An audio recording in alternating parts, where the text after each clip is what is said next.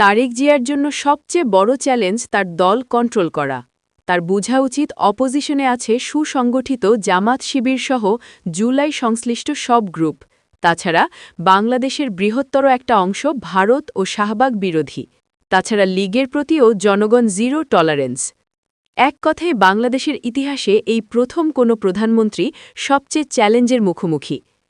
খালেদা জিয়া তার তৃণমূল কন্ট্রোলে আর্মি দিয়ে অপারেশন ক্লিন হার্ট পরিচালনা করেন, যেটা দিয়ে উশৃঙ্খল তৃণমূল নিয়ন্ত্রণে আনেন। কিন্তু বর্তমানে সেটা সম্ভব বলে মনে হচ্ছে না, কারণ ছাত্র সংসদ তার বিরুদ্ধে। এর মাঝে তৃণমূল নিষ্ক্রিয় করে ফেললে বিরোধী দলের আন্দোলনের বেগ প্রতিরোধ করার ক্ষমতা তার নেই। একদিকে সচেতন জেন জি, আরেকদিকে সোশ্যাল মিডিয়ার প্রভাব। তারেক জিয়া এই কঠিন সিচুয়েশনে সমস্যা কতটুকু চিহ্নিত করতে পারবে এটা দেখার বিষয়। তারেক জিয়া এই মুহূর্তে ডানপন্থী রাজনৈতিক অ্যানালিস্টদের বিপরীতে শাহবাগী অ্যানালিস্টগুলোর পরামর্শে চললে সামনে বিপদ হবে। বিএনপির আরেক সমস্যা হয়ে উঠবে একক ক্ষমতা গ্রহণ করতে গেলে।